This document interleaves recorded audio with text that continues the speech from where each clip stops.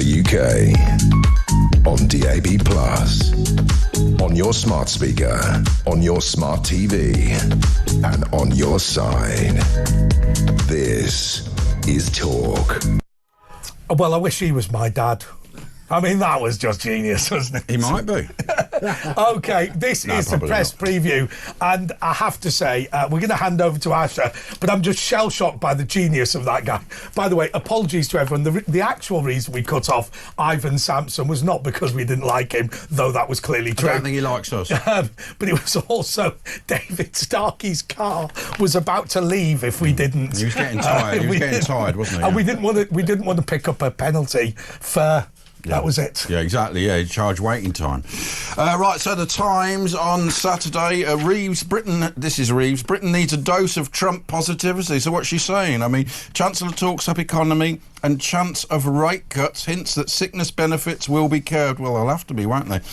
Britain must learn from President Trump's positivity and be more optimistic if it is to revive the animal spirits and turn the economy around. I'll tell you what's amazing about. By the way, Andrew Eborn is here to join us. How are you? Barrister, futurologist. I'll tell you what's amazing about Rachel Reeves is that she just cuts and pastes everything. Doesn't she? She's now decided, let's steal our ideas from Donald Trump. She wrote a book which basically summarised Wikipedia.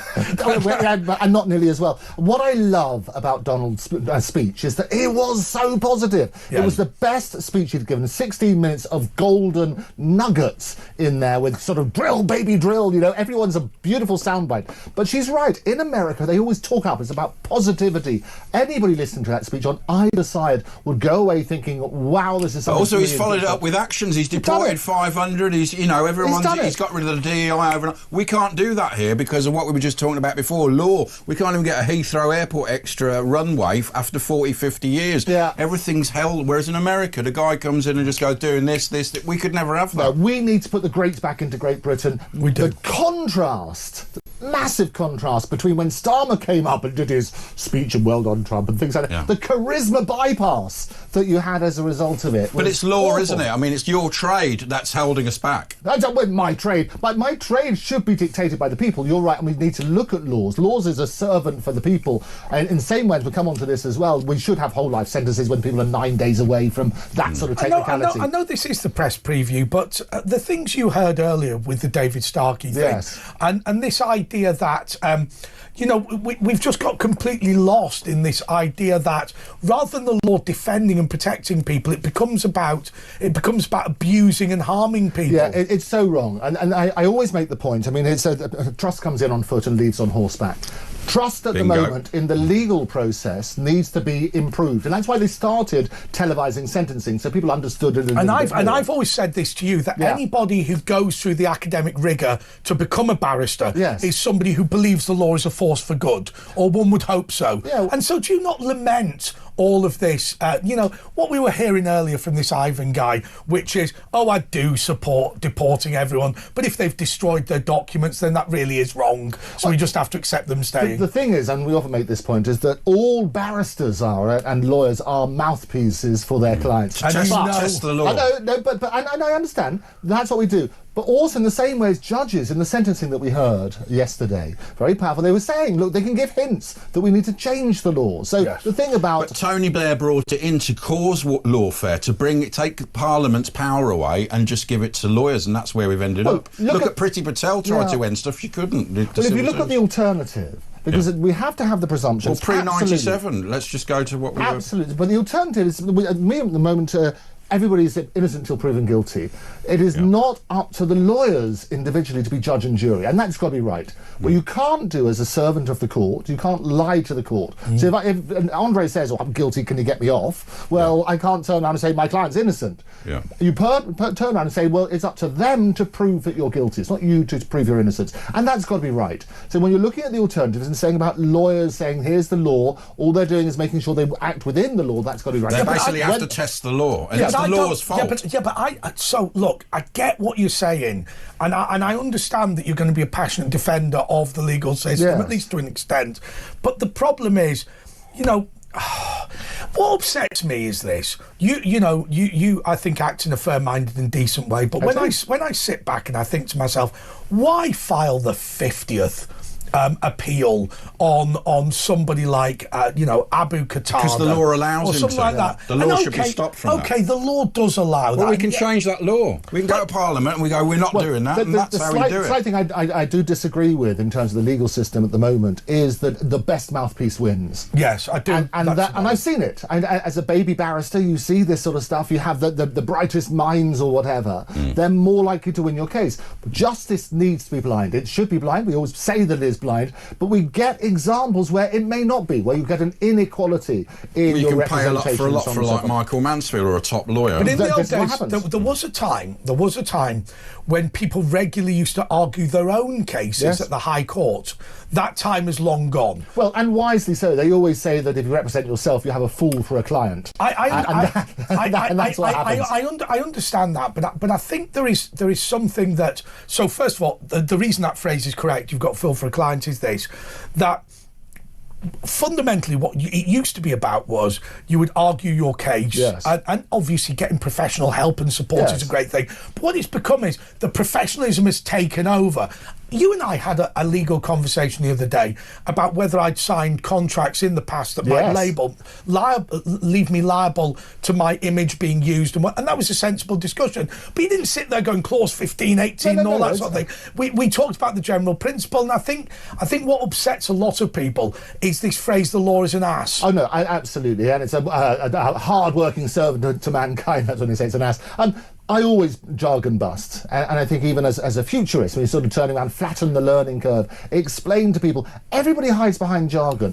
When they're doing that, they're insecure in themselves. They don't want to be challenged. So whenever, all the clients I do is sort of work backwards, turn around and say, in a sensible way, what does that mean in practice? And if people go away understanding it themselves, then they're a much better position. But it is, like I say, it's not the lawyer's fault, like you say. The law needs to be changed, but they won't do it. They won't now, will they? If lawyers come down, this is what I will always advocate. In the same way as I talk about AI all the time, the law needs to be adapted to what's happening about copyright and intellectual property rights. You need to evolve on that sort of basis. Access to data raises all sorts of questions. You need to make sure. Do you know how can I tell you how I respond to every solicitor's letter? Yes, every single one. And this is not legal advice, Andrew. I was going to say, watch out. It's illegal advice. It is. And I've done this since the age of 18 when I had my first letter saying I was going to be sued for libel. Yes, what do you say? I always say, dear sir / madam, thank you for your valued correspondence. Yes. However, as a result of the number of letters Andre Walker receives, he cannot respond to them all personally. Oh, there you go. Regards, and then PP and get your mate to sign it. Oh, is that right? There you go. And I'll tell you the reason is because, first of all, if you'd have sued me for libel age 18, I couldn't do anything anyway. So I just thought, well, let's treat this with the contempt it deserves. Okay. And actually, I never got a second letter. Interesting. You're right. It shouldn't be legal advice, not the best advice, but interesting thought. Which is, I'm writing you a stinking letter because I think I can bully an 18-year-old. Yeah, and lawyers do that. And they have a horrible tactic of Friday night, we're going to send out the nasty letter so you have a miserable weekend. But they can actually start a high court. They can start a high court case anyway and cost you money, so you have to settle. The games that lawyers play to do that sort of stuff, and they're horrible letters. You've got to do this by 4 o'clock, otherwise everything is going to collapse. I always quote the example, Jay Bright, the brilliant cartoon, which shows litigation written on a cow, and you have the plaintiff pulling the horns of the cow, the defendant pulling the tail, and the lawyer milking it. That is the legal system, and we've got to be very, very careful. The more we can encourage, and this is what the law is trying to do at the moment, and has been for some time, is to encourage people to come to a settlement. If you encourage people to agree things themselves, that's a great thing. Right, I want to quote the case. Go on then. Of Arkell versus Prestam. Okay, go for it. Are you aware of this case? Tell me about it. Go for it. Okay, Arkell versus Prestam is the one that you normally quote, because wasn't it Prestam who told Arkell to F off? Right. And that was the summary of the response in the case. And apparently what you do is you say I refer you to Arkell versus Prestam, and apparently when you look that up, that means that Prestam told them to F off. Oh, there you go. Fantastic. So nice little reference. The other thing I love about lawyers is on the bottom of the Law Society dinner menus, they always put de minimis non curat lex. The law doesn't take account of trifles. So they lawyers have sense of humour somewhere. It's got to be good. Right, it's the press preview, isn't it? Here's the press preview, and here's our Daily Star. The headline on there is a £2 free shop at William Hill. The better one is JFK, though. Come on. Tornado storm of the century. That's coming up. Well, maybe had it yesterday. I think it's awful. And JFK, the file. Secret papers on JFK due to be revealed by Donald Trump will prove the existence of aliens and their link to the president's killing, claim UFO. Yes, the Star is brilliant with these wonderful headlines, aren't they? And this is what happened. I was watching this. Is he going to release... Are we really going to find out? And the UFOs and everything, the drones flying around, that's gone quiet. The disappointing thing, and the Star are brilliant, never let the truth stand in the way of a good story.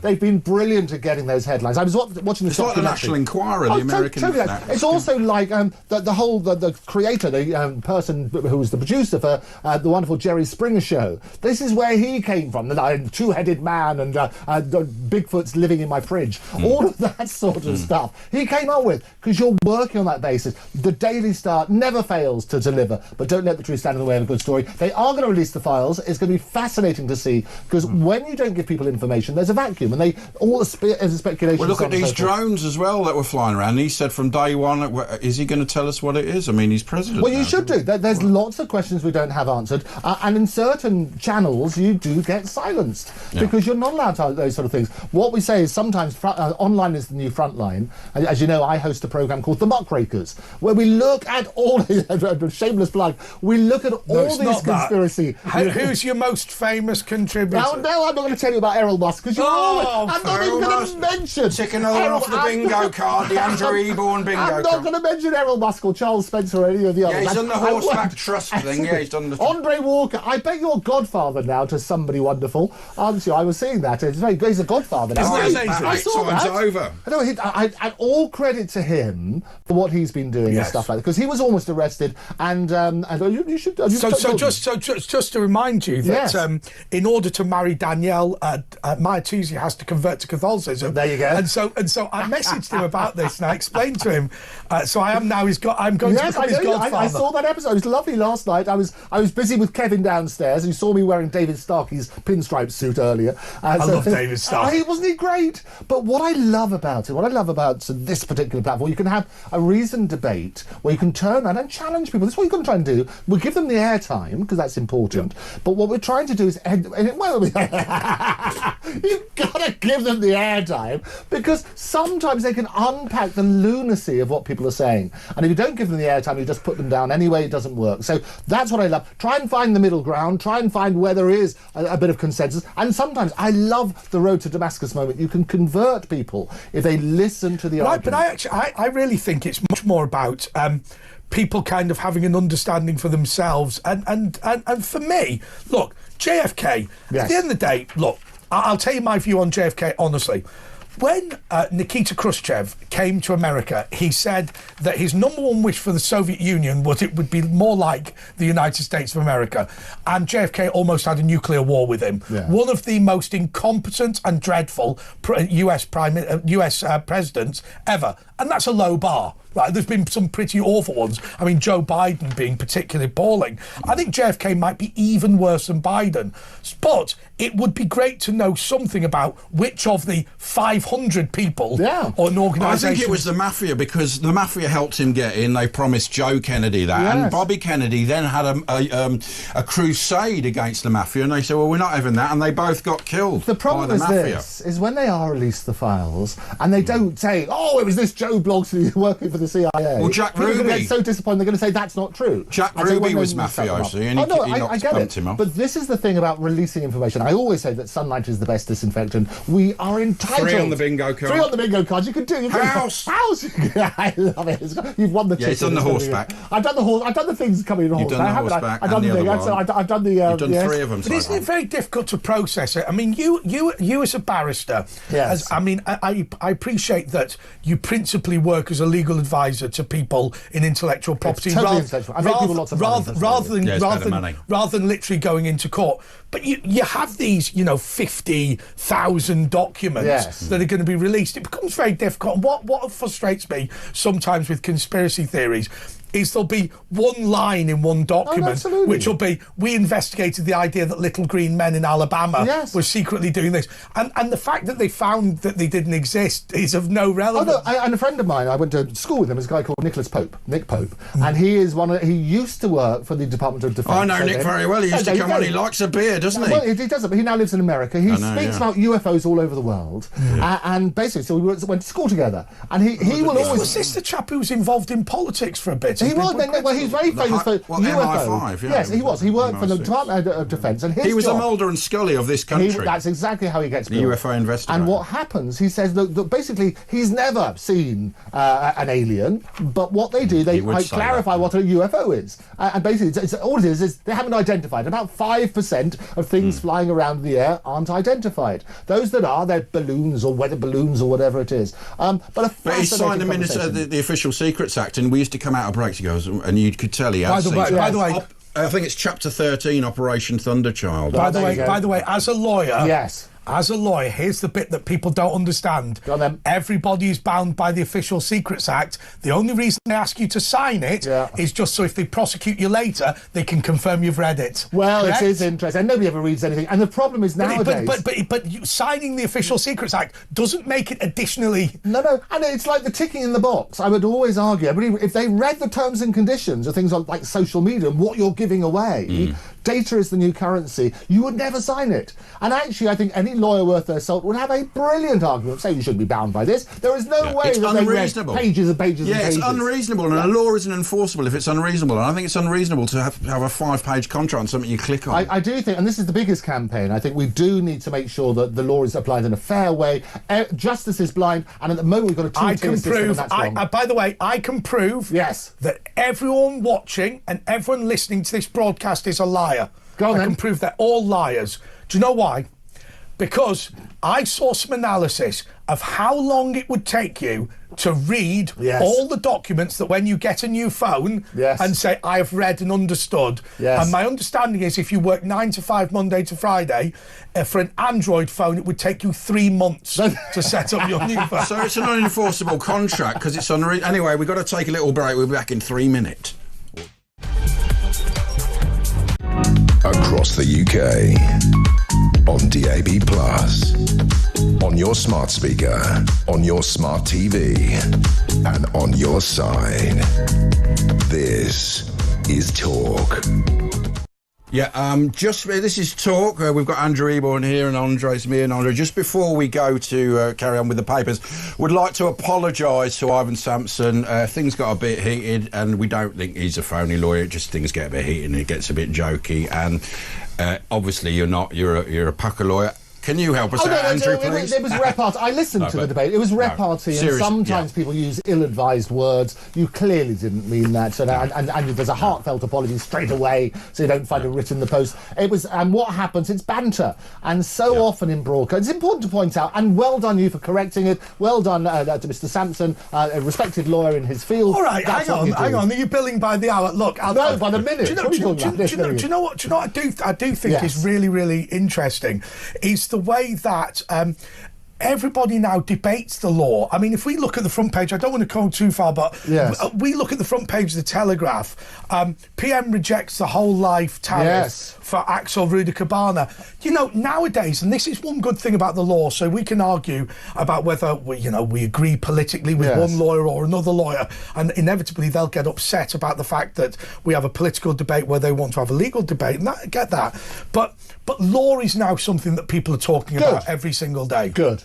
And I think that's right. Well, and I read this article. His reason is that it's about the human rights and the technically he's a child. Although I think, and I'm very clear on this, I spoke on Kevin's show earlier, as I say, wearing David Starkey's suit, and we turn around and say exactly that. It was 9 days. 9 days, and they could have had... he probably did that deliberately because he knew he'd get... and that's the interesting thing as well. Also in the papers, they're talking about actually getting access to his internet history, which has been deleted before he hopped in that taxi, because that would have revealed a bit more about it. What about this thing that, for me, with the whole life tariff, look, let's live in the real world. This man is not leaving prison ever. No. Right. Now we can talk about the thing that's awkward, which is that you know, there are people in prison who will want to attack him. We can't.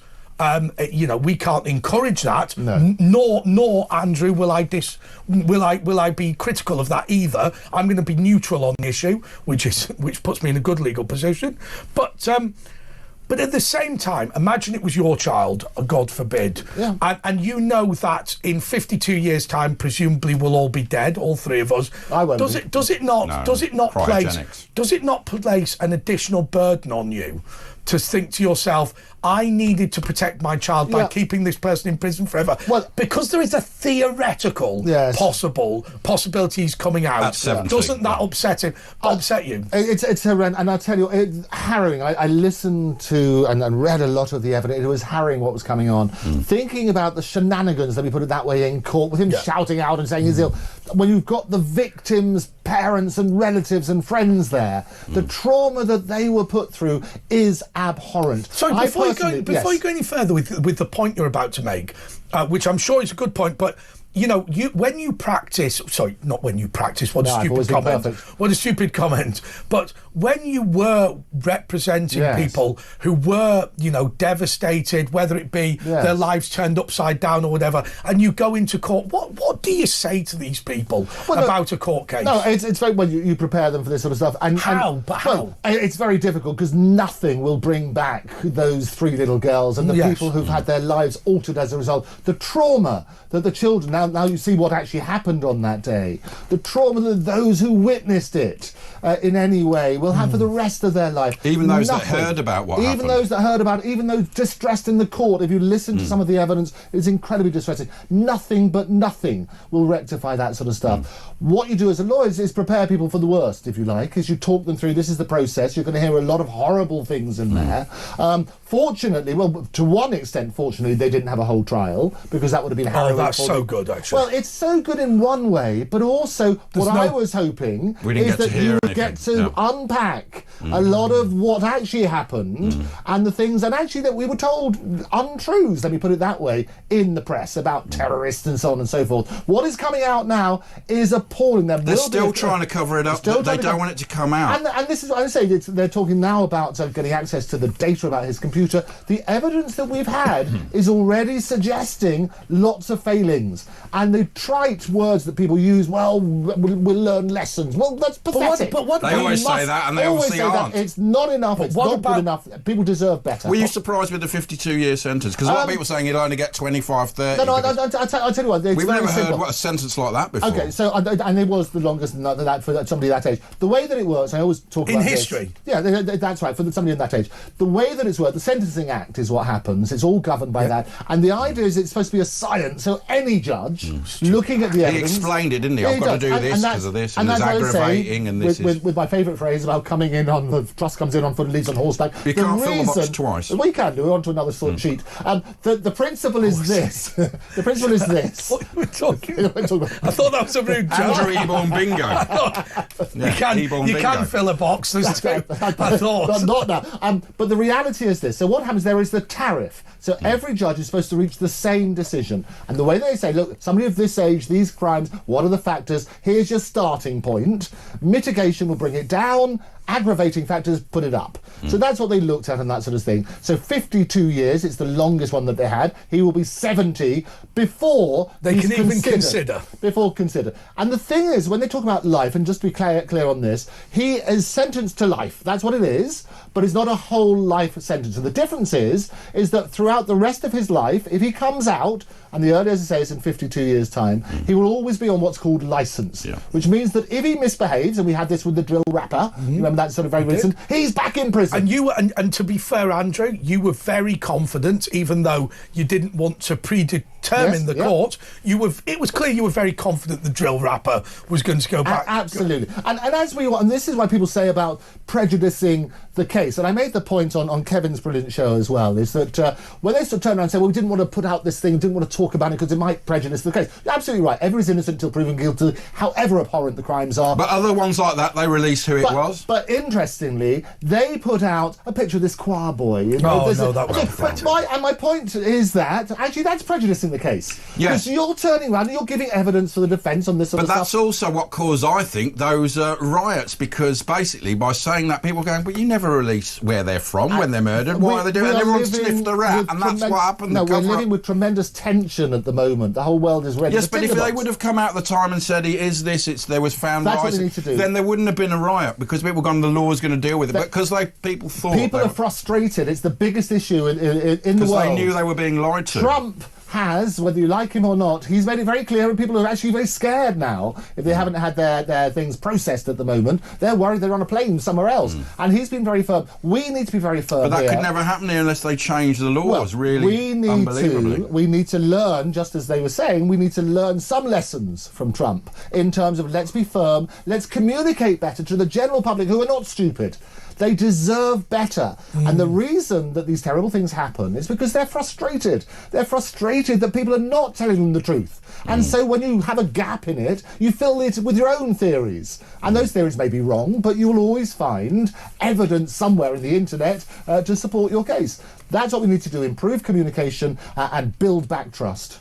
Thanks, Andrew. And this now onto the Daily Mail, and Labour taxes leave firms in dire situation. I think I read $10,500 millionaires have left this country already, and loads of companies are shutting. I heard Santander are going to possibly leave. Well, yeah, that's a Spanish company. But let me just read this. The number of firms on the brink of collapse has surged under Labour. Rachel Reeves was last night warned that her tax-raising budget threatens to push many over the edge following an unprecedented 50% rise in businesses in critical financial distress. I mean, we saw all of the budget and national insurance. Separate figures yesterday show private sector jobs falling in January at the fastest pace since 2009, excluding the pandemic. Insolvency specialist Begbie's trainer said Labour's $25 billion raid on employers' national insurance and a hike in the minimum wage in the budget could be the last straw. And they were told by all the big chains, you can't do this. And the reality is this. Charlie Mullins, who's a regular on the Andrew Eborn show. Oh, God, here we go. Almost as much as Elon Musk. Stop. What we're going to do... That's not on the bingo card. What we're going to do from now on, and we're going to ask the gallery to do this, we're going to get a sound that says bingo. Oh, no, we should do it. We used to have that. No, Charlie Mullins is a fresh one. He comes up with a new one each week as well. OK, what you've got to do... Yes. Everyone quiet. You're going to say bingo, but just wait. Yes. Bingo. OK, now I'll tell you what I'll do. If I also have a bingo thing, so I'll do it as well. Bingo! OK. Well, right. I don't, because I never say just like... You can just say house. It's got to be good. So that can't happen this week, but it can happen next week. We look forward to that. We used to do that on Mike Graham's show. They actually had a little sting. When we were in the big studio downstairs, I did that 3 times. That when Mike Graham was a nice bloke. Oh, no, Mike Graham's lovely. He's lovely. At Talk, they only employ the best people. Indeed. Well, I don't know. But anyway, what about this business? My point is this. Charlie Mullins, who, bingo, is a regular on the Andrew Eborn show, he was telling me the reason that he left, he promised he'd leave if Labour came in, because what happens, there's the disincentive for people to work, all of the things. The net result, this is what you need to look at, just putting up taxes drives people away. If you have a sensible tax regime, more wealth gets put into the economy. Also, they're cutting staff. Trickle down. Companies have got to cut staff because of the national insurance. So the knock-on effect, and this is the foolhardy tactics, you tax people so that they leave, you get nothing.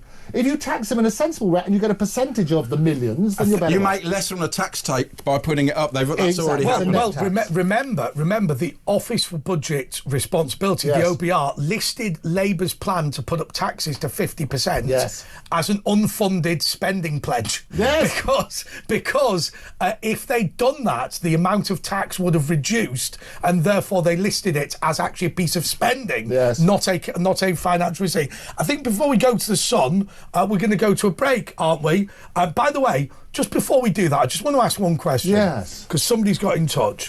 Why couldn't we, with Axel Rudy Cabana, I know we keep going on about this, why couldn't he, Hannibal Lecter style, have been just gagged and chained and put in the dock whether he liked it or not? And my view... And muzzled. In America, they do have that. And we talked about that as well. I mean, my view is absolutely, for the sake of the victims and everybody else, they need to be in court to receive their sentence. And they're talking at the moment, and I've suggested this as well, they're talking about extending the sentence, slightly different when it's murder because life is life, but you turn around, they're talking about extending the sentence maybe by 2 years. He wouldn't have cared about that. By 2 years if they're not there. The thing thing about physical force and stuff like that, well, people are forced to go and come out of their cell and so on and so forth. So you could absolutely. In the States, they can bound and gag you. And if they're shouting out and that sort of stuff, you've got that principle. There are issues about human rights and so on and so forth, but I would argue that you're absolutely right. What you're saying is, and just to distill your answer, the actual answer is that at the moment under the Human Rights Act it would be illegal to bound and gag them, but the suggestion that would be allowed even with the Human Rights Act is to extend your sentence for being disrespectful. And they're looking at that. But I would also take it further. I think you should, if you're making noise, if it works on that sort of basis, you should have ways of silencing them. I'd pass a law, chain him, gag him. And as I say... And if he's hungry, force feed him. Well, I think this is... Doesn't bother me. But the reality is that the crime was so abhorrent... And the victims deserve to see him be sentenced. The families and so on and so forth. The victims deserve. I'll tell you what the victims deserve. Let him do his ultra-violence. Give him a knife. 4 hungry lions. More next.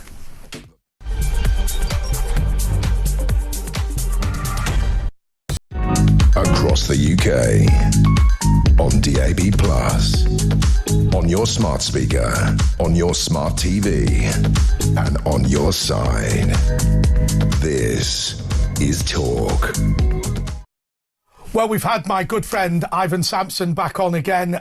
He has said that the apology that we offered earlier was not fulsome enough. So let me say that it was very clear that the discussion you heard earlier was the banter of the moment. It was a political discussion. It didn't reference in any way his professional background, nor did I intend to do that. But if he is unsure about the details of it, I'm happy to apologise in the most fulsome way possible, simply because this is a political debate. It is not an opportunity to examine his CV, nor did I intend it to be so. Are you happy?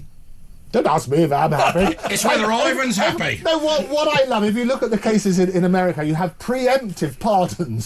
So I think, in case you ever say anything, it's a political debate. Of course it's a political debate. When Ash gave his fulsome apology, I turn up, everybody's reputation is fundamental. It's like gold, better than riches. Classic quote on that sort of thing. There we go. What is this?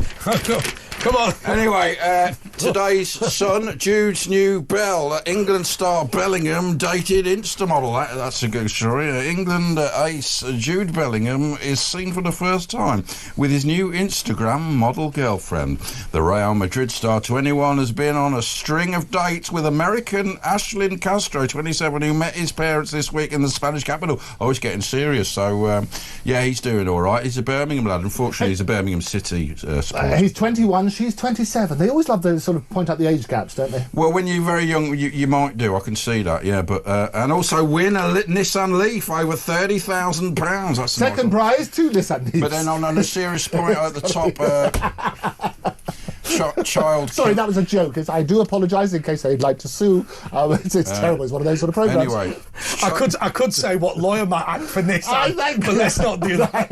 Let's not do that. No, they're brilliant cars. It's a joke. It's got to be good. Yeah, Ivan's calling it. No, child killer 18 caged in Belmarsh terror jail for Southport fiend. No, that's awful, isn't it? Southport killer Axel Radicubana has been caged among notorious terrorists at London's Belmarsh prison. Meanwhile, number 10 rejected changing rules. Is Tommy Robinson in Belmarsh still? No. Where's he gone now? He's HMP Woodhill. Woodhill now. The suggestion was, and it has to be said, there is no evidence of this. It's just a rumour that they wanted him out of Belmarsh because there were rumours around Belmarsh about what Axel Radicubana was worshipping, and apparently he was going to Islamic religious ceremonies.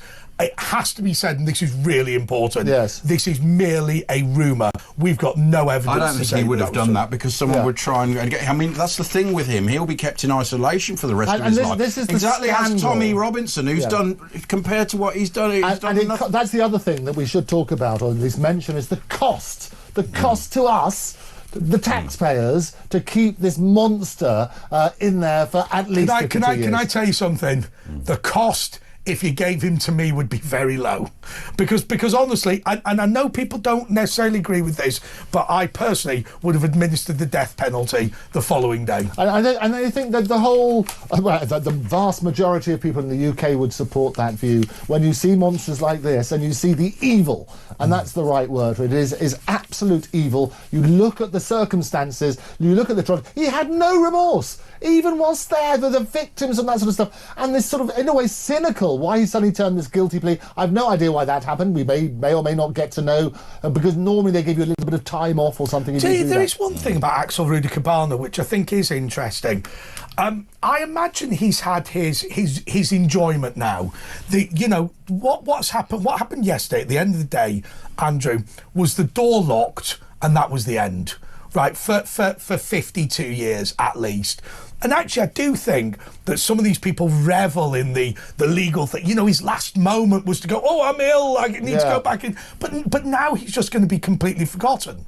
No, I don't think people will forget. He is a monster and the evil. No, but from his perspective, he's no longer relevant anymore. Yeah, he just the door. Is it worse of a punishment to actually live 52 years in solitary confinement than just be bumped off? People would say on that sort of basis. Ian Brady, he wanted to kill himself. Well, he said he did. He never did do that, though, did he? And it's not a great place. But he's Fred a monster. West did. Harold Shipman did. So but what we need to do, and this is why it's never going to be out of the public perception, is that we need to work out exactly what happened, who knew what when, why were they burying it, and that sort of things. There have been so many failings on the evidence that I have seen so far that you would turn around and say people have got to answer to these sort of issues, and we make sure, and I hate the phrase, but we've got to make sure it never happens again, because if we don't address But if you say that, it always happens again. No, but we've got to address it, and if we don't address it, sweep another one under the carpet, there will be other people. And the trouble is this, it's the lone wolves in their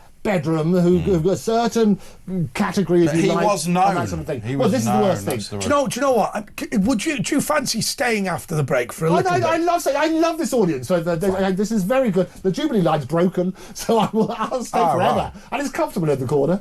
Is the Jubilee line broken? I won't upset you. No, I'll be delighted to stay, and I can avoid any risks. So we'll work on that. We'll carry on with the paper. I love the way I turned to you and went, are you happy with that? As if you were my lawyer. Yeah, thank you. You did. I don't know what that is. The bill is in the post. There was me with my little clock around. By the way, just before we go, we'll just do the Guardian quickly because, we don't want to do that. Southport killer, police in fight to access web history. We were talking about that. Police have been unable to check what Axel... No, let's not do this, because I'd really love to talk about what we do to investigate these people in the web history, because you have some technical knowledge. I do. We don't need a Guardian for that, though, do we? We can just talk about it. So why don't we talk about that? But also we can talk to you as well. You can talk to me, Asher, Andrew Eborn, or the collection of all three. 0344 499 1000 is the number to call, at Virtual Ash, at Andre JP Walker, at Andrew Eborn, on more platforms than Paddington. And he has Elon Musk stud on. You can also go to my YouTube channel, which is, you just search Andre Walker, and you will get there. As I say, 0344 499 1000. We've got about 4 slots available, so you will get through if you call right now. Back in a sec. Across the UK, on DAB+, on your smart speaker, on your smart TV, and on your side. This is Talk.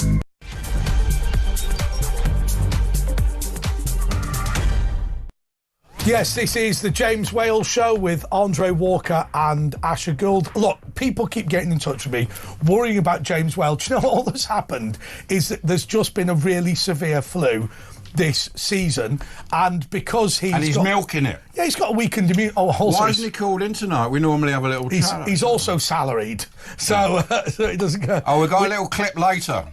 Coming shortly, yeah. But Andrew Eborn's with us. And love to James. He's such a brilliant broadcaster, and it's been some of the most glorious moments. No, he is. We've got a clip. You got it. Let's see. James Wales. This is his latest broadcast. James Wales, take it away. Well, as you can see, I'm still not 100% or able to get in and do any work. I've been knocked out by this new strain of flu. Anyway, listen, guys, thank you very much indeed for all the all the mentions and all the trolling and everything. I love it all. But sorry I haven't been on social media very much over the past week or so. I have felt a bit... I nearly said shit. You've been a bit poorly. Yeah. You have been very, very poorly. But yeah. I can see some light at the end of the tunnel, some glimmers of the old you bouncing back. Yeah. God, I can't even get cross about anything much at the moment. No. See you guys later. Won't we, honey? Well, you haven't seen a cyclist for a while, so maybe that's something. Oh, maybe that's why, yeah. Yeah. Anyway, have a good evening. Thanks very much indeed to Andre as well for looking after things, and Ash for just, well... Lots of love, Ash and Andre. Yeah. Take it easy, guys. Bye. He's looking better, isn't he? He is, yeah. He's great.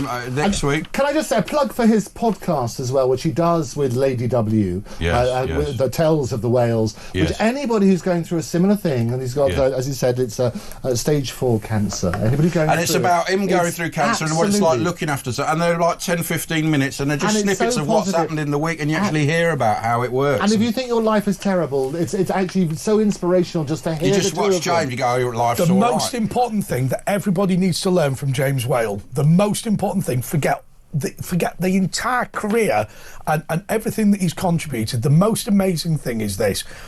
His waistcoats. This man has had a year to live for years. I know, and it shows that technological innovation, many of which, by the way, he's raised money for through his head of Kidney Cancer UK, have kept him alive. Yeah, and what I love, anybody in the public eye who can talk about the things they're going through, it is such an inspirational thing for other people. I've known James for years. I grew up with him, watching him on the telly in the great programs. You grew up with James Whale? Oh, he used to be my primary school teacher.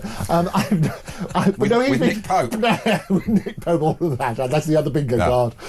No, he's been brilliant. And what I love about it, and well done last year, going to his party, getting that MBE, the gong, the recognition, and a delight. Even though you weren't invited. Well, good old Charlie, he was there. I've got to say, people ask me about my relationship with James Whale. And the most important thing to say is there isn't particularly one. We get on quite well, but we've never been to the pub together because I only met him when he was quite ill and he wasn't able to do it. But he still goes to the pub. He was very kind to me in that he let me fill in for him, so I'm his understudy. But also I thought, well, I'll be kind to him and nominate him for an MBE, which went through. So and it was glorious. And we spent Christmas Day. We did the Christmas Day special with him, which was really wonderful. And I think praise where praise is due. He's a brilliant broadcaster.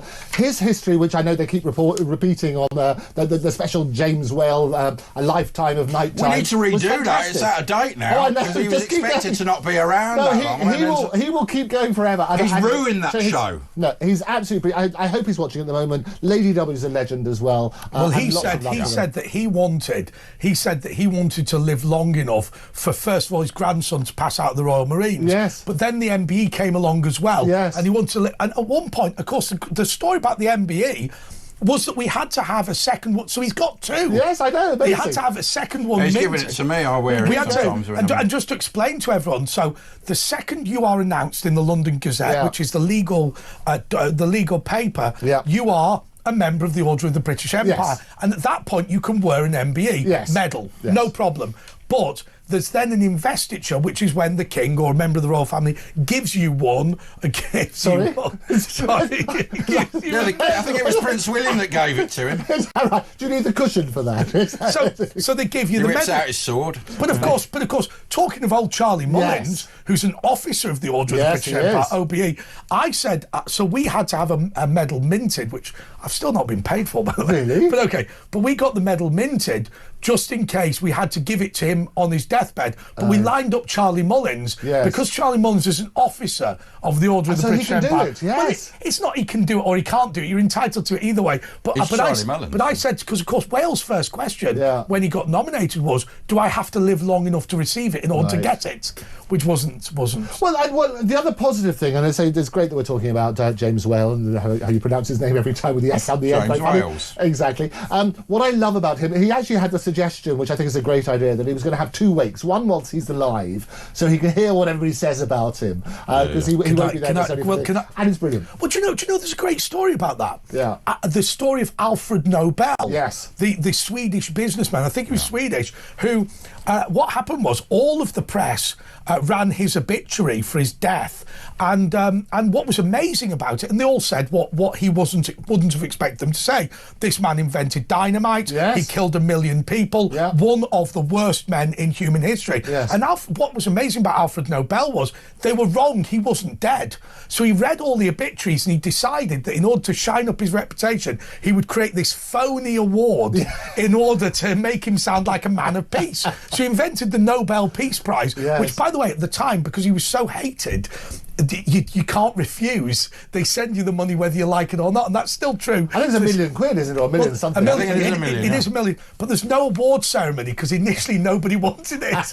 but it's amazing now. If you were to say, what is Alfred Nobel associated with? They would say peace. No, that's the thing to do, isn't it? Have that sort of wonderful legacy. Yeah, but you say peace, but Obama got the Nobel Peace Prize after having a massive war and killing, hundreds of thousands. No, that's not true. I will predict that Trump will get the next one. Well, he should with the That's not true. Yeah. Barack Obama received the Nobel Peace Prize having done nothing other than been elected US president. Yes. He hadn't. It was the Christmas, and he was going to be inaugurated in January. But that phony Peace Prize is just crazy. Well, and it's his relationship with Jennifer Aniston, of course. It's false. Although, can I give you a great? Barry might get a divorce from Mike. Can I give you a great piece of advice? I forget which year it is, but I always put on my CV. In the old days, it's a bit out of date now, where you used to put honours and awards and private members club 4 pages in your CV. He loves a title. Right. So of course I put honours and awards is something you used to have, and then also professional memberships. Yes. Which presumably you will still do as a barrister. I do lots of those. But I put down amongst honours and awards, and I think it was 2012, joint recipient of the 2012 Nobel Peace Prize. Right. But of course, what I then say is, along with every citizen of the European Union. There you go. So I forget what year it is, I think it's 2012, but if you were a citizen of the European Union in 2012, you were a joint recipient of the Nobel Peace Prize. Where's my medal? And so I actually where's my cut of the £1 million? I wrote to Jean-Claude Juncker asking for my percentage. Yes. And actually, they wrote me a very nice letter back at the European Commission saying that they never intended to distribute it individually, the £1 million or $1 million. But they said, but even if they did, given that there were 350 million recipients in that year, it might get you a cola bottle. Well, exactly. You'll get half a penny and that sort of stuff. And he probably wrote back saying, we get so many letters, PP, signed by somebody else, work on that basis. My favourite one was my goddaughter, who was Sophie. Do you remember Sophie, who wrote to Donald Tusk about leaving the European Union? It ran in every newspaper. Was that your Sophie? He wrote it and he's got her to sign it. Oh, fantastic. But what was amazing about this was Donald Tusk had broken GDPR by releasing the letter. Oh, no! And so at one point, Donald Tusk was concerned. I mean, I wasn't involved, but the parents, they said, well, we can sue Donald Tusk. Well, this is it. I think we should have, this is a legal programme today, isn't it? Let's do it. This is what I know. What, single-handedly, in the last hour, we've given more work for lawyers around. You've been really useful having you tonight. It's good. Well, that's the other thing. I'm talking about defamation. You cannot defame the dead. So actually having your eulogy, having your wake whilst you're alive, and technically, you can hear what people should be saying. You can plan it and things like that. And I always like the sense of humour as well. It's like James Brown, when the coffin was going to go in before it got burnt or whatever it was. We wanted the music to say one more time, and he's going to come back out again.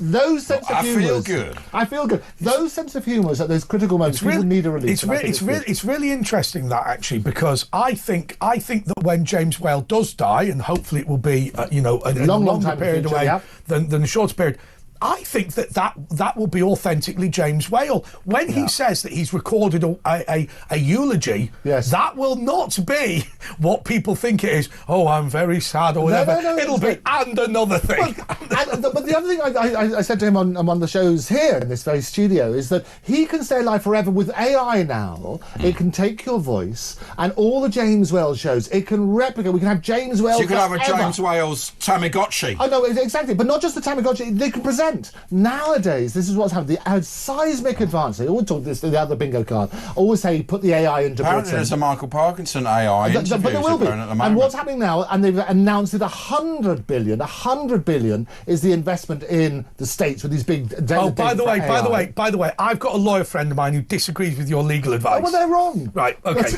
Here is what it is. So you said that years ago, I said that years ago when I was a kid, yes, I signed a load of contracts at Granada Television. Yes. Well, if you're a kid, you don't have capacity, so that's the element. But what they said was, under 18. We are allowed to use your, and they weren't being nasty, it wasn't. Yes. But we can use your image, voice, and whatever anywhere in the universe by any technology, and it almost sounded silly. You said you wrote the contract later. I know, we rewrote it because what happened is they turned around. The way that contracts used to work, they would say you get a snapshot, and I helped Cat Stevens, use of Islam. So we looked at some of those old contracts, for example, it's public knowledge now.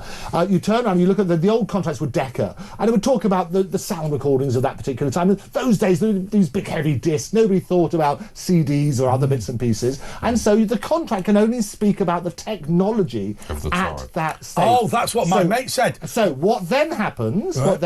Lawyers, that's why it's got to represent the proper thing. Lawyers then turn around and say, well, whether now known or hereafter invented. And that's when they started bringing that sort of thing. Any future way of showing your image. So that's one example. So those old contracts used to speak from the time, and now it's all changed. And now we also talk about, Elon, my mate, did I tell you his father's on my show all the time? Hey, bingo house! But he's now talking about populating Mars. So when they talk about on Earth, the territory used to be defined as the world. Well, now they talk about the universe. The contracts I signed was any technology now or to be invented in the future until the end of time, anywhere in the universe. Yes. No, but there's more than one universe, and that's the other. So they've made a mistake on that. Did you know he was Phyllis's stunt double? You said it so well. I don't know what you're drinking. However, I'll tell you what people did disagree on. Yes, they reckon you can't age my face legally. Well, that isn't. No, it's defamatory. The way what AI can do now, I always say question everything. You can have people say every photo you've ever done, every conversation you've ever done, we can fake it now, and they are so convincing. We've moved on from the Pope in a puffer, you know. But if that picture makes people, a reasonable person, think, oh, Andre's looking old, but he's not, and it affects his job, he can sue them. But hang on. Yeah. Can I bring this back to ordinary people listening to this? Because we've been self-indulgent tonight, but let me ask you about this. Yes. There will be a lot of people listening and watching this. Millions. Let me give you an example. I've got a friend of mine whose mum used to be a nightclub dancer. She wasn't a stripper. There wasn't anything dodgy. But she said, you know what?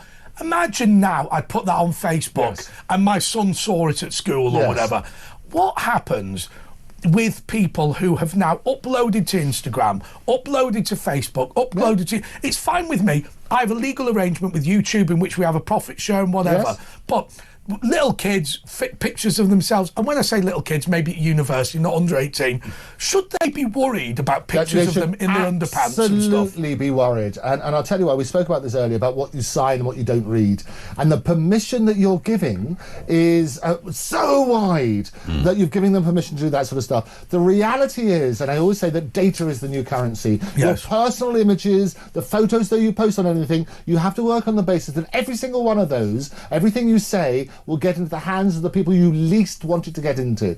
And so work on that premise. So don't post anything you don't want anybody you're working with. A child can be put on a sex offender even if they take a picture of themselves under 16. And there've been a number of those. Exactly, you've got a number of those sort of things. But also there's two things. There's one, the actual pictures. The other thing is what they can now fake it. And you have, they've got bits about understanding, and that's the other thing I talk around, that's another bingo thing, around the world, is understanding what the technology can do. We can fake everything. But here's the thing that's amazing. Before we go to the break, let me just make a point which I think proves Andrew's point. It's something that Andrew knows already, but perhaps you don't know. You know, the reason why there's something called Getty Images, which we've all heard of, is that, what was it, J.P. Getty, I think the second. The son, he said, I don't think oil is going to be the big currency of the future, which my father was into.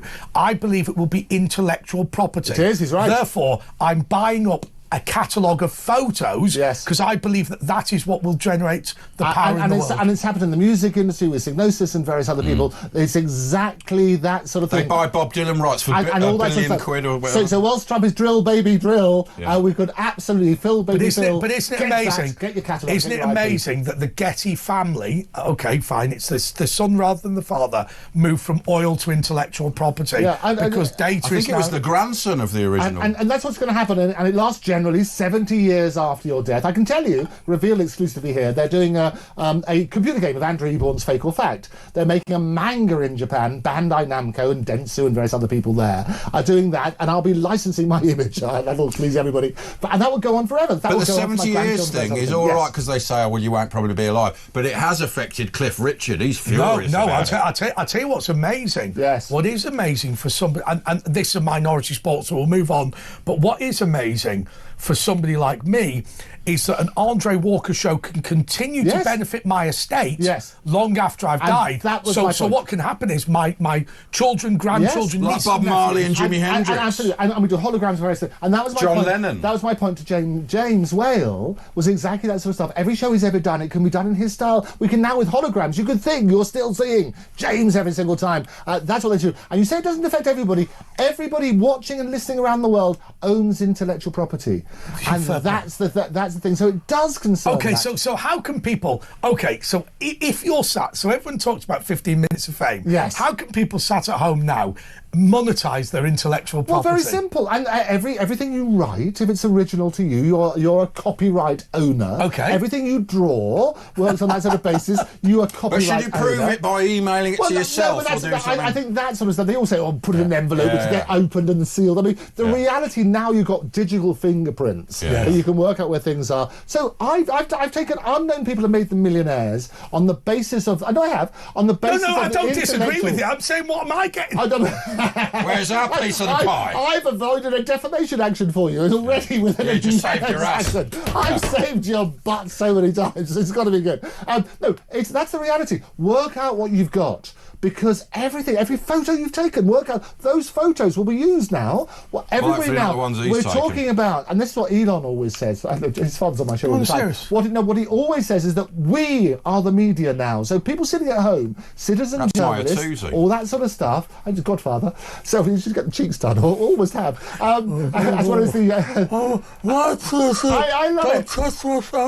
And something about Mary. They're suing about the hair as well. That's another issue. The reality is exactly that. Everybody's a copyright owner. Everybody owns intellectual property. We work out your rights, and we'll help you. It's amazing, actually, but it is also irrelevant to this show. So what we're going to do is we're going to go to a break, and then we're going to take some calls. Back in a sec.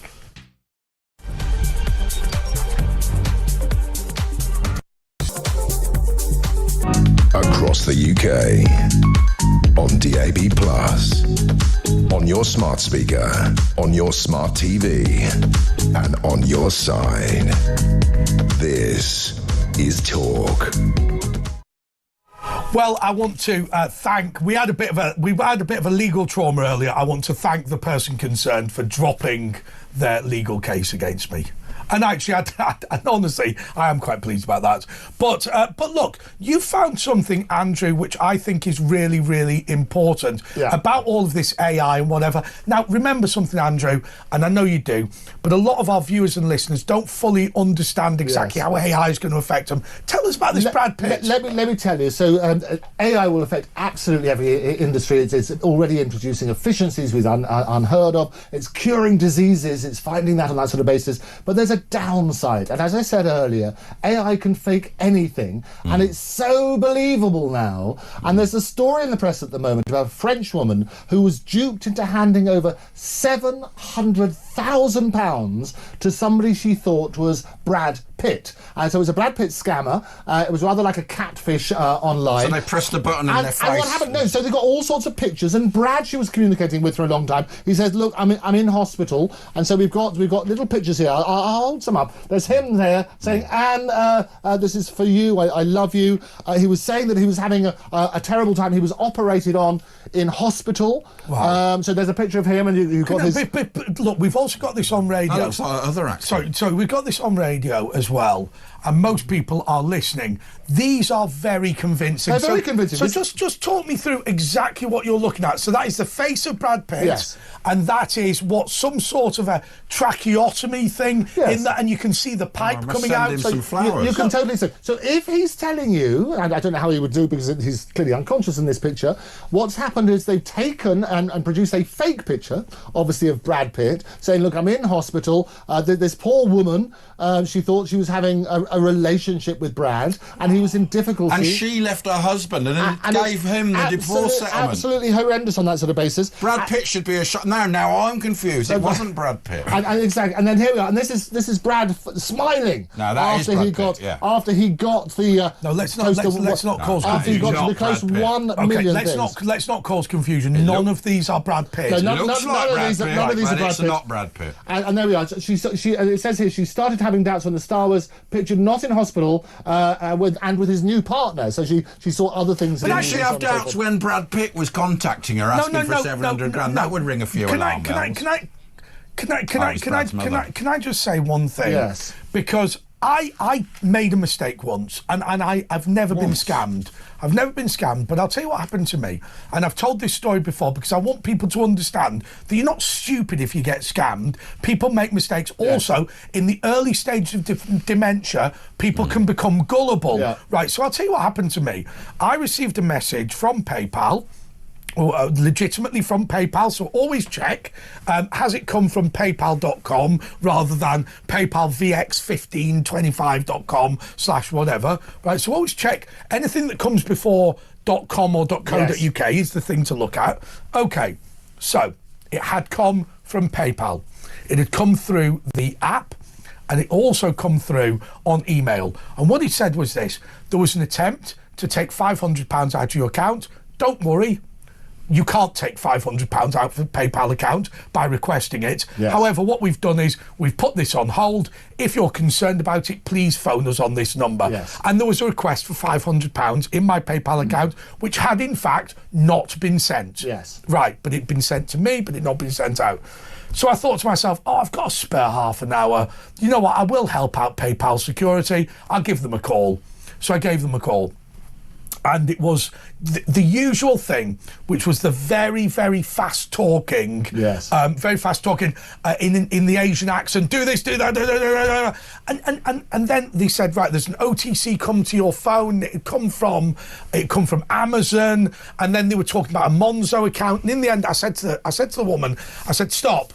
You are a con woman. Yes. I don't know what I've got wrong here, but I've got something wrong. You are ripping me off. You are not from PayPal. Yes, well, and she hung up, and I shook with fear, changed all the passwords. Yes. Here was the thing. I'd made one tiny mistake, which is, yes, there had been a request for 500 and the message had come, but there is a system within PayPal where you can attach a message to a request for money. Yeah. And so I'd made one tiny mistake. Yes. And it's so important to emphasise that actually... You're not stupid if you do that. And some people are scammed and they're too scared to admit it. So what I can tell you, if it sounds too good to be true, it is. Question everything. Banks don't phone you up and ask you for your password. You know, work on that and say, babe, there's a scam going around with the Inland Revenue at the moment, saying, you've got to phone, otherwise we're going to sue you. And you've got to transfer money. There are they do that to me either way. But just to prove the point, there's a very famous case where a company lost millions as a result. Now AI, as I say, on these Zoom calls, you can have fake people. And they had a fake CEO who joined a Zoom call and said, you've got to transfer X hundreds of thousands to this bank account now. It was so convincing. That should always ring alarm bells. No, but if you thought it was the real CEO, you're having Zoom calls. Yeah. You think it's the real CEO. Now you can get relatives. So you can get somebody's child. You can get their voice, because that's all out there everywhere. Help, I've been kidnapped. You've got to send me this. It will be their voice as they phone up, and they're working on that basis. So just to be clear on that, once again, because you run ahead sometimes and people might not have followed it, but just to be clear, So your child goes on holiday to Benidorm. Yes. And then a number from Spain phones. Yes. And it is your child's voice saying, Dad, I've lost my phone and my wallet. Yes. Please send this money to X bank account. Yes. And you can talk to the person there and it will be the voice of your child. Absolutely, and that's the scary thing. So, word of advice, because it's important, one thing you should look at is maybe having a safe word. Yes. That Or just ask them, and do you remember when we went to Loughborough but they will won't know that. No, they might do, because all that information's available. That's what I say about social media. You can get all that information. I can tell you where you went last holiday. I can do this cold reading. We can fish for that sort of stuff. What I would recommend, and do it today, everybody have a safe word with your family. Can I tell you a shocker? I said, I don't understand how you can guess passwords. Right? I said, I don't understand that. And somebody said to me, you go back to your old school in Liverpool, where you left in 1995 in some case, or 1997 in other cases, and you stand up and you say to them, how many of you is your password capital A Anfield.79? There you go. And the other lot of you, how many of you have got capital G Goodison.70 or 1979 or Liverpool.1979 or your birthday or your child's birthday or something like that. And what's happening, it makes it even worse.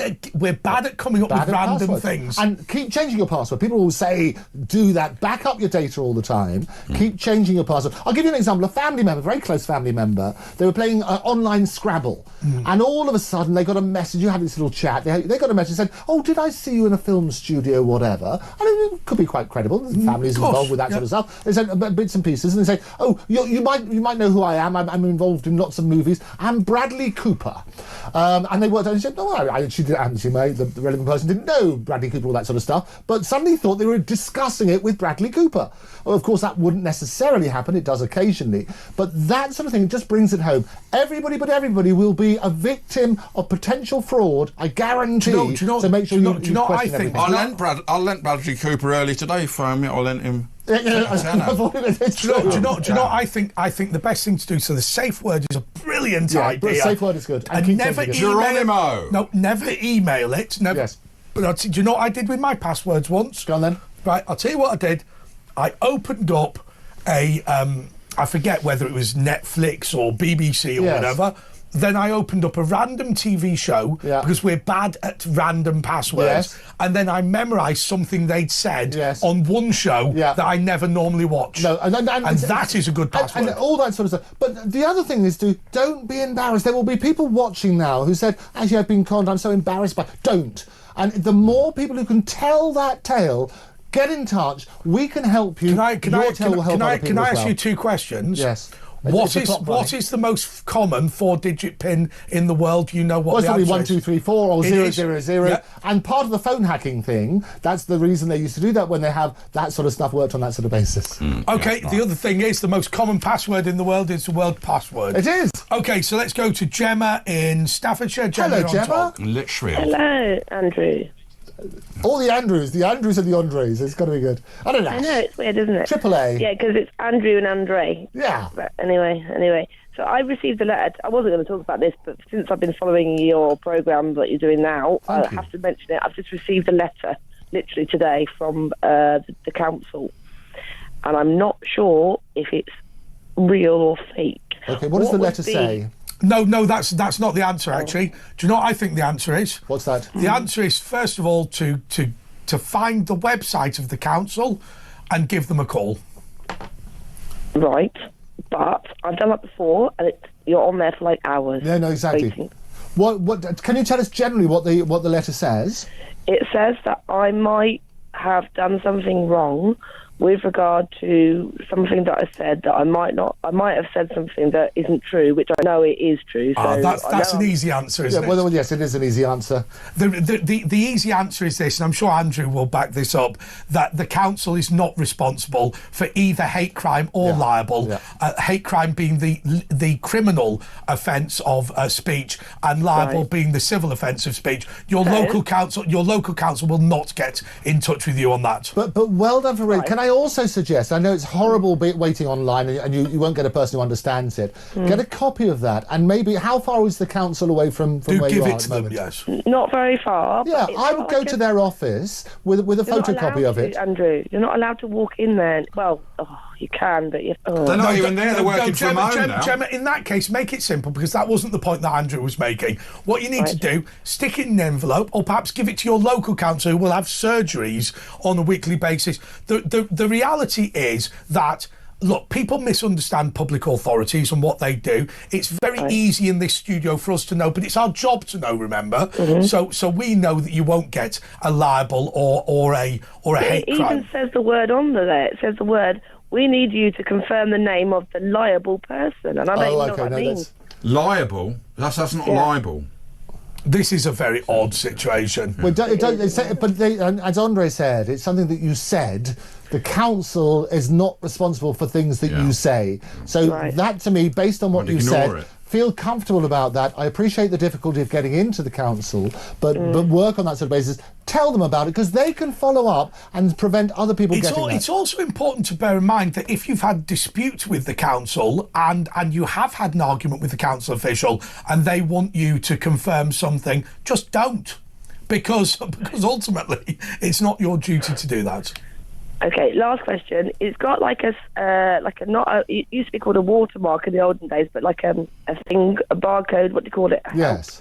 A QR code. Yeah, don't scan that, because some of those are scans and will infect your phone as soon as you scan it. Never, ever, anyone writes to you with a QR code, do not scan it if you get it through the post. Or even on posters and things like that. The HMRC, they will not send you. And what happens, and you know this already, what happens is when you go to that, it takes you to a website, and that website can have all sorts of negative effects. Just explain that very quickly. Yes. So what happens, so a QR code is those little boxes, it looks like little pretty patterns and stuff like that. You hold up your phone to it, and that then you click, and so what will happen, it will then take you to a particular website. It sounds as though, on what you've told us tonight, that it's a scam. The process that we say is recommended, followed up with the people who are supposed to have sent it. I'd always recommend that. So if you get something from the HMRC, you'll get something from a relevant body. Always try and contact that body, contact the bank, and work on that sort of basis. So, Gemma, thank you so much. But just to be clear to everybody else, all that the QR code is going to do is it's going to open up a website, and it's just going to type in a web address. That's all it's going to do. Now, if you are concerned about a QR code, you can just type in the web address yourself. So with my council, I know that that it's rbwm.gov.uk, and that gov.uk easy for you to say.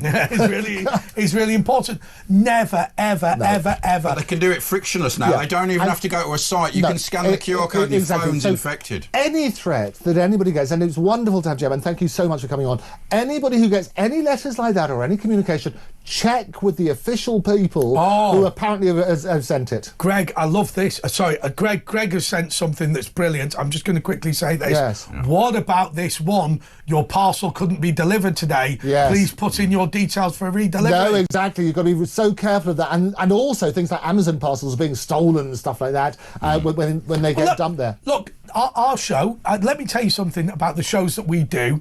We like to think we're fairly professional. We can run with anything. If what you want to do is phone about these consumer affairs issues, we'll do that. Oh, no, and I'll tell you what's really important. Maybe we should do this as a regular feature. I love coming on and doing that sort of stuff. Bingo, we're carrying on the bingo card. No, but what I love about it is more people speak about it. We can do a great public service, saving defamation actions. We can also save people millions. And if we talk about it, fraud is a big issue. The thing is, big issue. I'll tell you where you were right, Andrew, and we'll go to a break now. But what was you right about something? Where you were right is the minute you start saying you're not an idiot. No, you're not. To have fallen for You are any of this not stuff. alone. You're not alone. All right, There's plenty of other idiots with you. Let's not labour it. More next.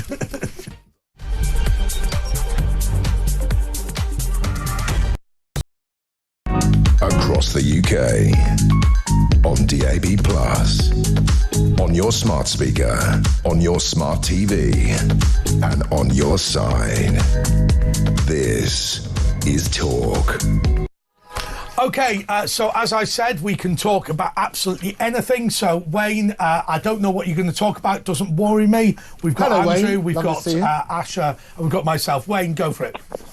Andrew, thank you for being there this evening. Ash, you know I love you to bits. Andre, I think you are the Dr. Dangles, mate. Thanks so much. I really do. Listen, in studio tonight, you've had the 4 greatest minds. It has been absolutely gold, and I've got to pay homage to where it's due. Are you drunk, Wayne? Well, can I say this to you, Wayne? And Asher is always self-deprecating.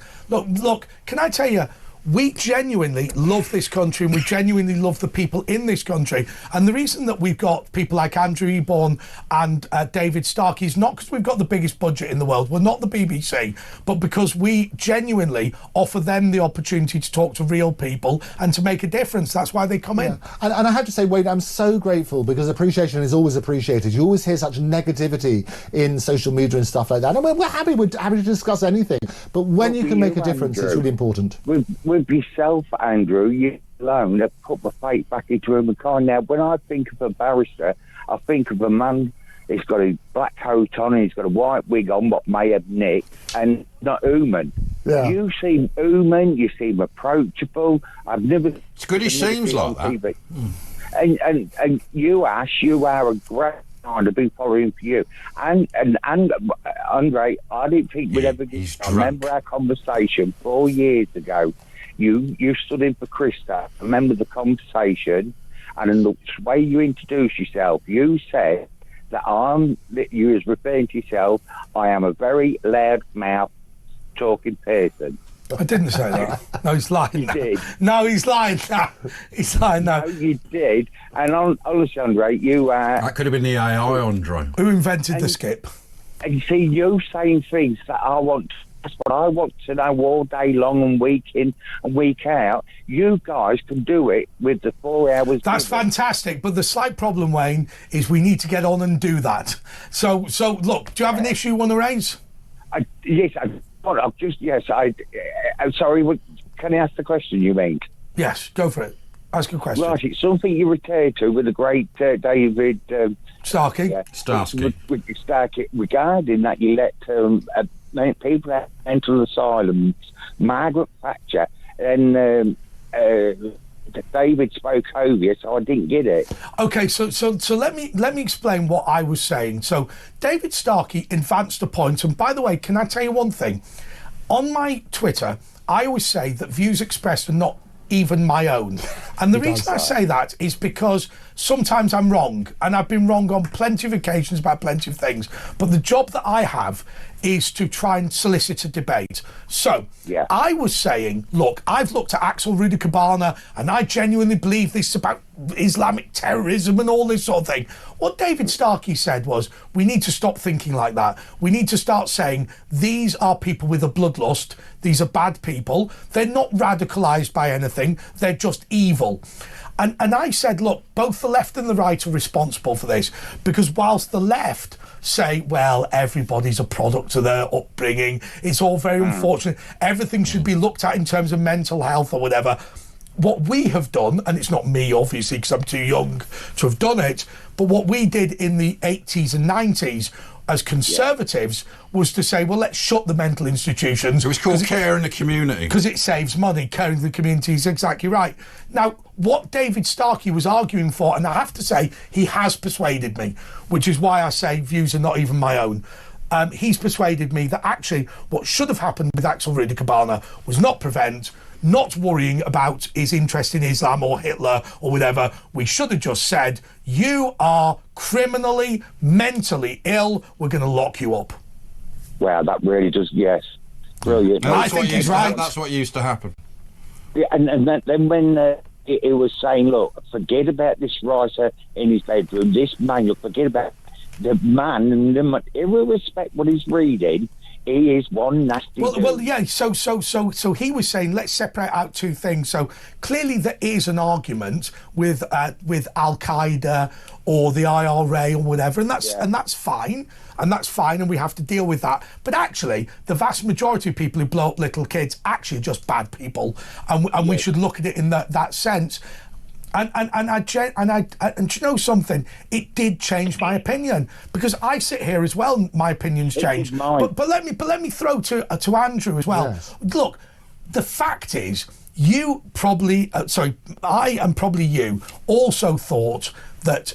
Look, this is all about, what's your political ideology? When Starkey comes along and says, do you know what, he's just a wrong and just lock him up, and that's it. He's evil, and I think you raise a very interesting point, because there was so much evidence to say he would not. He tried to do this before. That's what's come about. He was stopped on the way to his old school, which was nothing to do with terrorism. He was just hated his school and the people. And you should turn around, and why I say prevention is better than cure. You're right. We should take those people, and there will be others. But I can guarantee this will not be the only story. But in the 1970s, what would have happened, or Starkey asserts...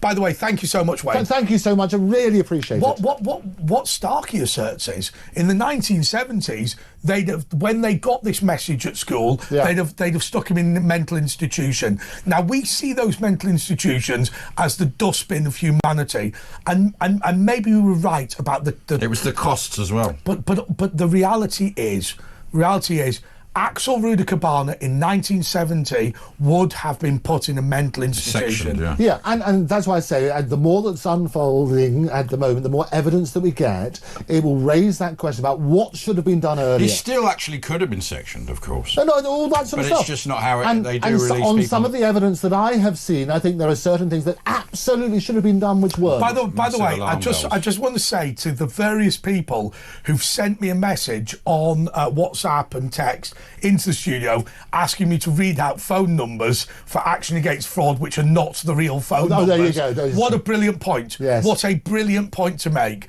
So we're not going to read out all of these phone numbers. No, question everything. It's so important. If there's one person we save from being scammed tonight, the show's been worthwhile. We're going to be back in a moment with Paul in South Wales.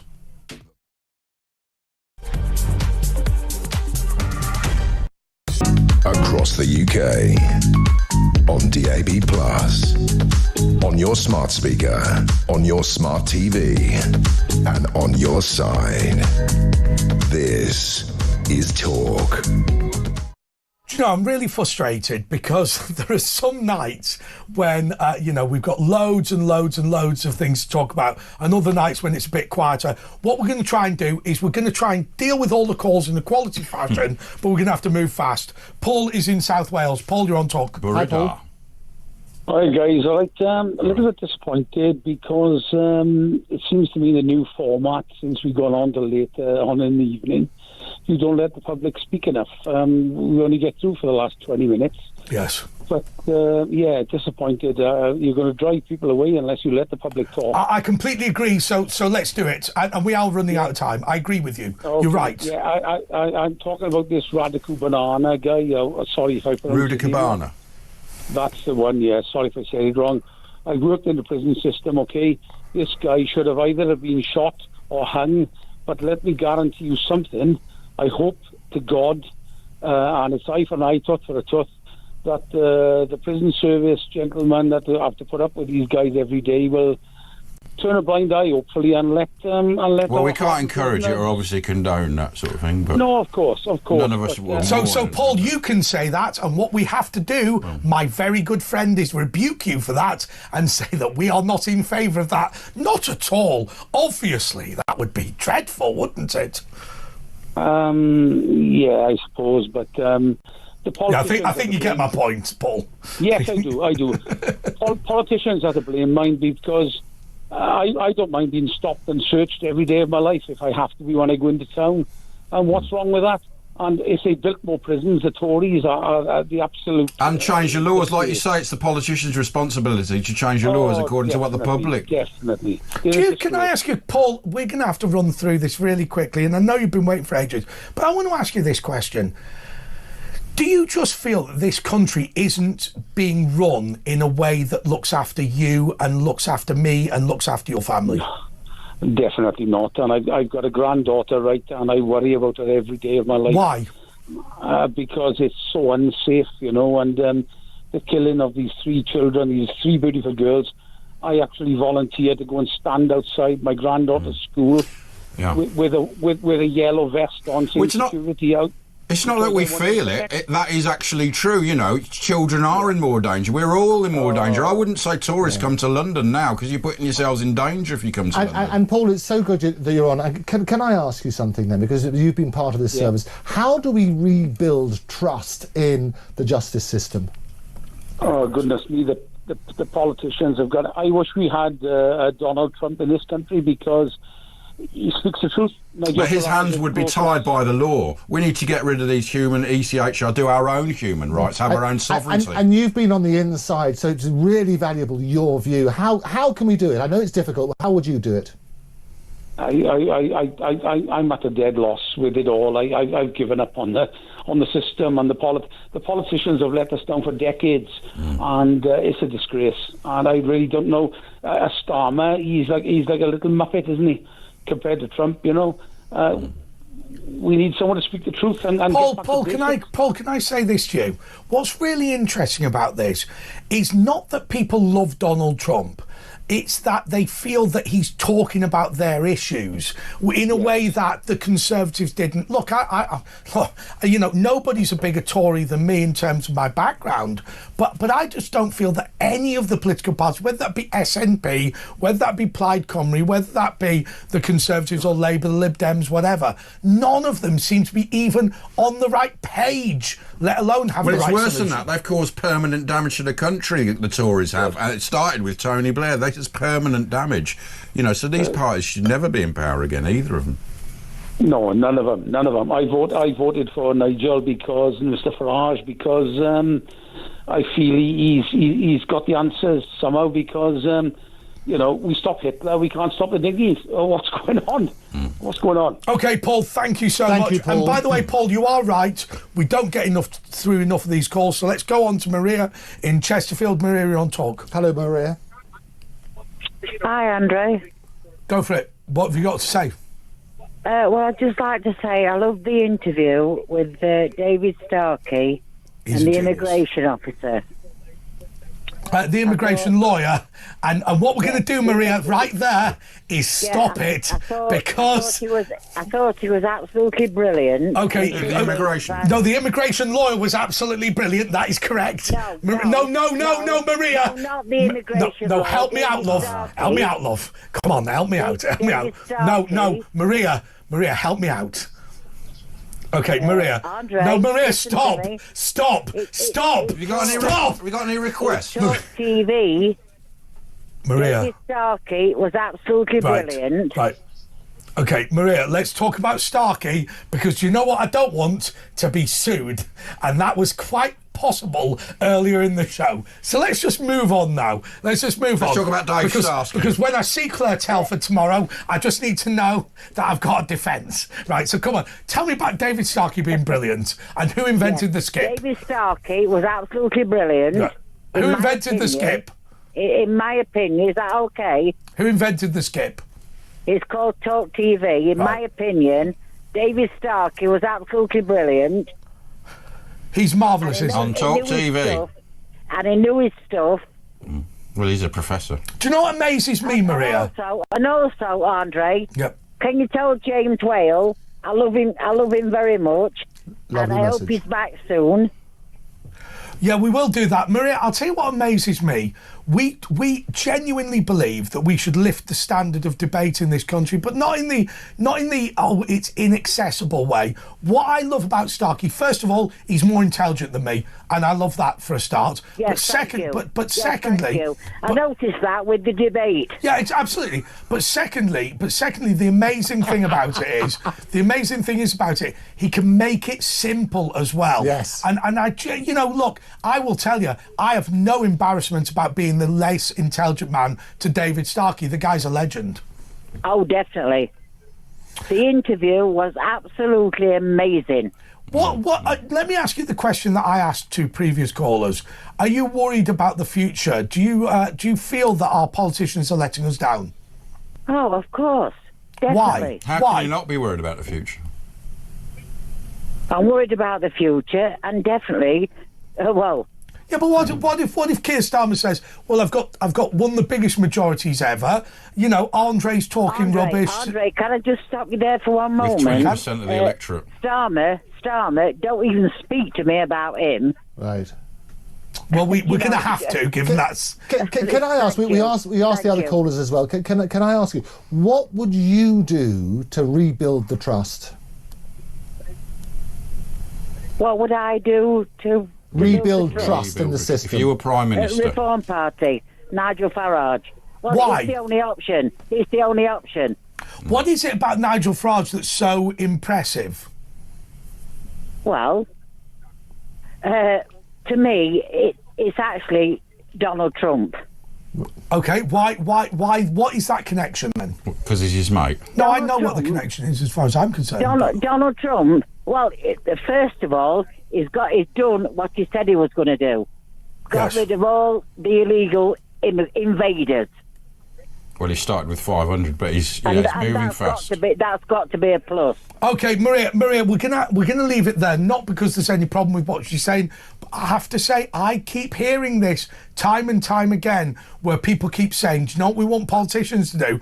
What they say on the tin. Yeah. All we want is and there should be a promise. And so, on a legal point of view, I think that manifestos should be a binding contract, and there should be penalties. Did a contract, didn't they? And there should be penalties if they don't comply. They did a contract reform. Well, let's go on to Maria in Chesterfield. Maria, you're on talk. Hello, Maria. Hi, Andre.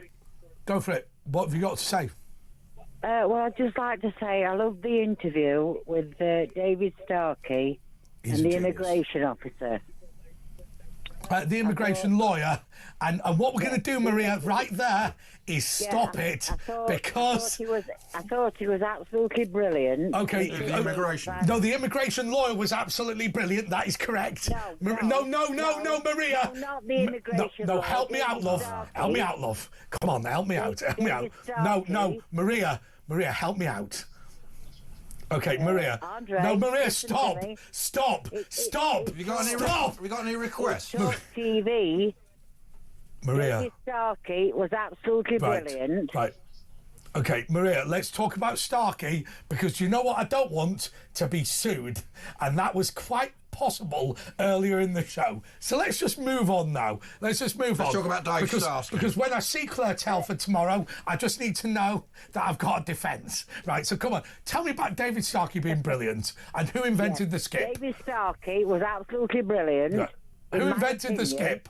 In my opinion, is that okay? Who invented the skip? It's called Talk TV. In my opinion, David Starkey was absolutely brilliant. He's marvellous, isn't he? On Talk TV. And he knew his stuff. Well, he's a professor. Do you know what amazes me, Maria? And also, Andre, can you tell James Whale, I love him very much. Lovely and I hope he's back soon. Yeah, we will do that. Maria, I'll tell you what amazes me.